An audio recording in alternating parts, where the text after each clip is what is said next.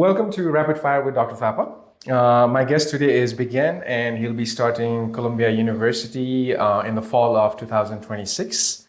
Welcome, Bigyan, and thank you so much for being here today. Thank you, sir. Thank you for having me. So, which high school did you attend in Nepal? I studied in Akshara School, kindergarten to 10th grade. So then I went on to study A-levels at Thapa. When did you first start thinking about going to US? I started first immediately after SE because that was the sole reason I joined A-levels in Rathabangla, since they are known for sending students to US. Right. And when did you first think about Columbia? Always wanted Harvard first, but since my first SET didn't work out, I started looking for other universities. And in late June, July of last year, I found out about Columbia and made it my plan. Okay.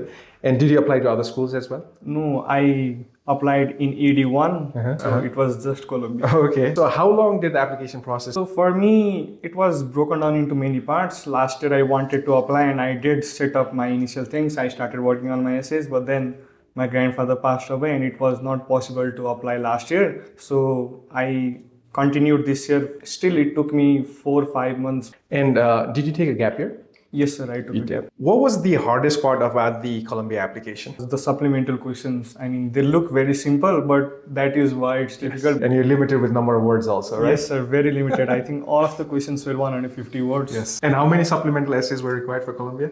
They had 6 questions. Now, how did you figure out your story angle for your essay? So that was quite tough. In the beginning, I was very determined to go with cricket angle or something. But then it did not work out. I had my friends and teachers review it. And then I went back to my economics and finance kind of angle. And we had done a few workshops with communities in our region. So I took that angle for my essay later on. Okay. People, especially in rural areas and communities, do not have financial literacy. Right. So I coordinated with a few high schools in my region and in Pokhara. And we did a few workshops. We even prepared an online game kind of thing, which I learned from International Economics Olympiad. So financial literacy game, and it's like a simulation. So we did that, and yeah, it was quite fruitful. Good. And how many drafts did your personal essay go through before you were happy? Yeah, it went through a lot of drafts because first as I said, I picked another essay. It didn't work out. I had to scrap it. Then I went with a family kind of essay. Even that didn't work out. I had to scrap. Even the final one, I had it at least 7-8 rounds of reviews from firstly my teachers in Rathabangla, then my friends, and then even my parents. I took their input because they know me more as a person. So they could see how much truth was into my essay and all. So after that, finally I submitted it. How did you balance your coursework while building extracurricular profile as well? Yeah, so that was quite tough, but I believe once you schedule your things in a proper order and stay true to your routine, it becomes easier. I had planned all the activities that I had wanted to do in my junior year itself. And then I never kept Saturdays and Sundays for schoolwork, like they would be completely free. And on Sundays, since community schools were open, I used to do that passion project thing and other NGO commitments on Sundays. And on Saturdays, I used to work on my personal blog, my cricket, and all other things that I wanted to do. And on other days, especially winter vacations and term breaks, only then I used to dedicate that time to extracurriculars. Now, the recommendation letters are very important, obviously, with the application, right? So how did you decide which recommendation letters, who to approach for recommendation letters? And did you also give them like any guidance or any brief them about anything specific you wanted to be mentioned on the letter? Yes, so for this, I have to thank my college counselor in Rathabangla, Ms. Bilkis. I mean, she had prepared or made me aware about this from the very beginning, that you need to have good relations with your teachers. I mean, even in general, we need to have that. But she told me, the teachers that know you the most, ask them for recommendation letters. So I had it kind of figured out. There were two teachers who I was very close with, working on projects even outside the coursework. Right. When I wrote my first simpler research paper in sunk cost fallacy, so then I approached them, and yes, I believe I had to give them guides. I prepared a document, a CV kind of thing of mine, where I highlighted the best or highlight moments of mine in their class the moment that I remember the most about them and all those kind of things, so that they could personalize my recommendation letter. Okay. Which extracurricular activity or experience do you think mattered the most in your application? Yeah, I think it's two. The one I discussed earlier, my financial literacy workshops. Right. The other was the Olympiad that I did. I mean, I went from Nepal as the number one seed into economics Olympiad international, and I did miss out on the silver in the international, but I did win a bronze, and I won one in the financial section separately. So yeah, I did highlight that in my additional information and honors. And That's very impressive. Good job. thank you, sir. You don't have to mention this, but is your SAT score above or below 1500? Yeah, so my final attempt and the one that I sent, it's above 1500. Okay, good. And do you have full ride at Columbia? Yes, I have a full ride scholarship at Columbia. Wonderful. Congratulations. Yes. Yeah. If you had to name one thing that made your application stand out, what was it? I think it was the entire theme that I'd like to say. My everything from my application pointed towards economics and passion for economics and money related matters. Anyone who saw my application without seeing my intended major could say that I was going into economics, finance. Now let's talk about the visa process, right?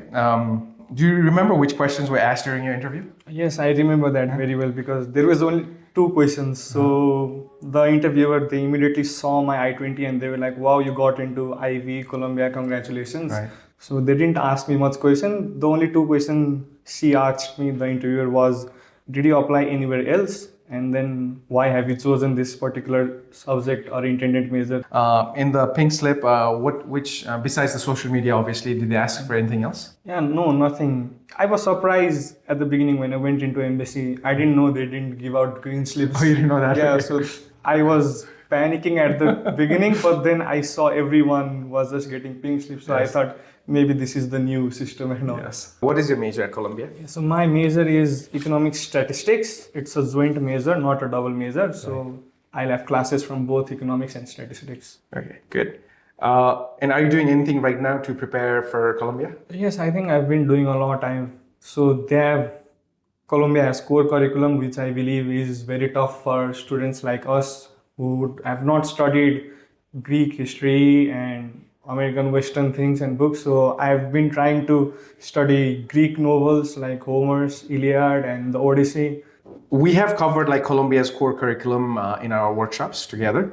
What part of the core curriculum that are you looking forward to the most? And what probably feels more intimidating? Yeah, so the thing I'm looking forward to is also the same thing that it is most intimidating, and I believe, as we just discussed, it is the literature, humanities, and contemporary civilization. And also, there's a lot of reading. And I said before, I'm not a book person. I do audiobooks, I do movies. So yeah, it is challenging, but that is also why I'm looking forward to it the most. Any career direction in mind after your degree, grad school, industry, something else? Currently, I don't think so. I'm more like, let's see where I end up in at least 2 years after my university life. Right. If I still have the same passion for economics, finance, or maybe any such that, I can think of it towards my second or third year. But right now, I want to stay very flexible. Good. And that's what I like about American curriculum. And especially at Columbia, it seems like we've talked about this, but they want you to finish the core curriculum in the first 2 years, and Yes. the major classes will not be as heavy, you know, Yes. more so on the third and the fourth year. So we have met like a few times, I think, and this is probably the fourth time we're meeting, right? So has my guidance helped you? Yes, sir. I believe a lot because I was so naive about US education and all. I mean, I did keep it for later, but I didn't know how the credit system worked, what did even a credit mean, credit hours, how it was broken down. And I didn't know much about the core curriculum in Columbia. I mean, I had heard there is a core curriculum, but I had almost zero idea about the components and the contents in it. And also the general US education system and life in US. Right. So I think it has helped me in all those aspects, moving into US and settling there, and then university life, preparing my schedule, everything in all aspects. Good. I'm glad to hear that. Yes, thank you, sir. And we still have a few more workshops to do, you know, so Yes, obviously, you know, we'll be talking about more things, you know. So Yeah. So what would you say to a student in Nepal who thinks Ivy League schools are not for people like them? I believe Ivy League schools or in any school in US, I think it's for everybody, not just any certain group of people. I think they're designed and they're built in such a way that they're inclusive for all. I mean, your financial background or your academic background cannot determine your chances of getting in. And even the people that do not have very strong academics, if they have any standout talents in other aspects, they still have a very good chance of getting in. And even then, if you can present your story and you as a person in a way that has potential, then even without great stats or extracurriculars, you have a very good chance of getting in. Knowing what you know now, what is the one thing that you tell your past self before starting the application? Oh, I tell myself to start early.